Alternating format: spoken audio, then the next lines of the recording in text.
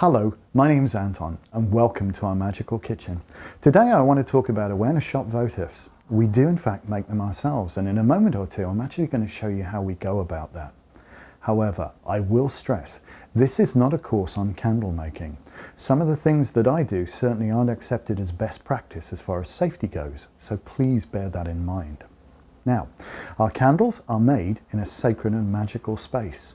So, let's get on. Okay, so the first thing we're going to do is take our plug of wax, which is left over from the previous batch of candles that we made of this flavour. It's impossible to empty the jug, so we always add a little bit more just to make sure we've got a plug. And this is our starter for this batch of this flavour. We're going to take that, we're going to pop it back in a melting pot, and we're going to go ahead and melt that back down. So while that's melting down, I'll go ahead and prepare the moulds for the next batch. Just a wee light spray is all I need. Okay, so now we have our plug melted down. We're going to draw some wax from our wax melter. And I'm basically going to do this by weight, as wax does expand with the temperature. So I simply weigh it as we go. I need a little more in there. That way I know I've got the exact right amount for the candles I'm pouring. And there we go. Let's go ahead and pour them. Ein Moment bitte, pardon me, I introduce myself. The name is Herr Schepentaki Nölkov. Thank you, Fräulein, for the instruction on the candles, but I can't help but notice you do not mention any of the formulary. Oh, well, thanks for bringing that up, Cheap and Tacky. Moment bitte, the name is Schepentaki, Herr Schepentaki Nölkov. Right, Herr Knockoff. Well, our candles are made from essential and botanical oils that we choose based on their planetary rulerships and the magic that we want the candle to do. Yeah, I understand. All this is very good. Yeah, but again, the formulary. Fräulein, please, the formulary. Listen, Mr. Ripoff, why would we give you the exact formulary on camera? There's already enough people watching our every move. They'd just try to copy it. I don't like you, Fräulein. So this is the bit where you need asbestos fingers. I fill them up a goodly way, trying not to spill anything because these are going to get hot rather quickly.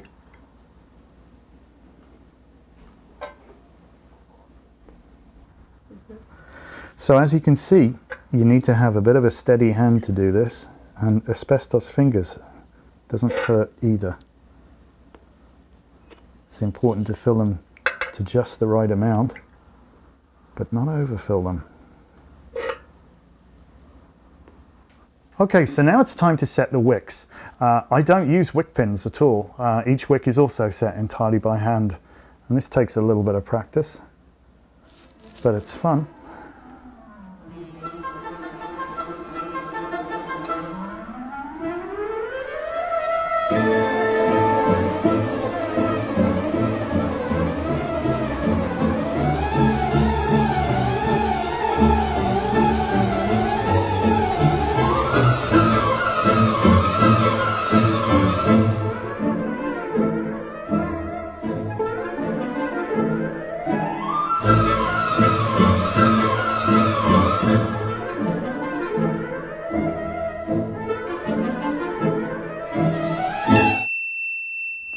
Okay, so that's the first pour done. Now all we've got to do is wait for the candles to cool off a little bit. Now the trouble is, this is not a one-step process. As they cool, the wax is going to shrink back a bit, which is why we have to do a second pour. Okay, so now we're on to the second pour. Basically what we've got is a jug full of, well, half full of wax, thereabouts, and we need this to top up the candle, because remember, the wax shrinks back as the candle cools off, so we need to do 2 pours on a votive. So I'm going to basically melt this on the stove right now. And a lot of people say, what, you crazy? You're going to put this directly on a gas burner? Well, yes, I do, but I would tell you that that's not the safety approved way of doing it. Really, truthfully, you probably should be using a double boiler. However, what I will say is, I do have a thermometer, fancy one of these, they're very good. And I don't walk away. I don't leave this and just go off and do something else. So I'm going to stay right by it and ensure that it doesn't overheat and won't catch fire. The other thing that's vitally important, if you remember, keep the jug clean, because if the jug's actually got wax on it, when you put it onto an open flame, that's going to catch fire. So I make sure that my jugs are all clean all the time. So we're just going to get this on the stove and we're going to go ahead and light him up and turn it down to its lowest setting, and there you go. In a few minutes we'll be ready for the second pour. Okay, so we're at the point where it is now completely melted. As you can see, it's all the way through. At this point it may be a little too hot, but we're going to go ahead and turn off the heat right now, and we may just need to let this cool just a fraction. There's a magic number. Yeah, that's just a little too hot. So just in a second or two, we'll do the second pour. Usually this will cool very quickly, you know, within a minute or two, literally. So by the time I've got around to the other side to do the second pour, it's going to be cold enough. We need it hot enough that it actually will melt the surface of the first pour to actually adhere to the candle. Otherwise the candle will separate at the top.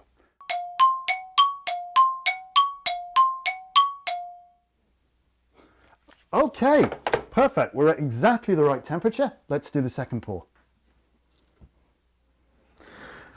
Okay, so here we go. We're going to do the second pour right now. And this is the bit where you need a nice steady hand. It doesn't matter if the mold overflows a little bit. That's why all of these are on cardboard. So we can just scrape that up when it's cooled off a little bit and pop it straight back in the molting pot to use it again. We like to reuse everything. No waste in this job, none at all. There we go. So one final thing we have to do is just make sure that all of these wicks are nice and centered. Sometimes when the hot wax from the second pour hits them, they may get pulled slightly out of center, and we have to have them looking just so. So there you go. Okay, so we'll just move the candles out of the way for a second here. If there's any wax on the side of the molds, I'll just be clearing that. But these guys are okay. Oh, no, there's a little on this one, so we'll just take our knife and just gently pop that off. Very important to keep them upright at this stage because they will pour all over the place. And then, now this hasn't had a chance to set up too much, we'll just pick up wax. So we can pop it back in the pouring pot and use it all again. Okay, so now the candles have cooled off, all that remains is to pull them out of their molds. Nice! So now you know how much energy and effort goes into making our votive candles, but you'll see they're worth it. Blessed be.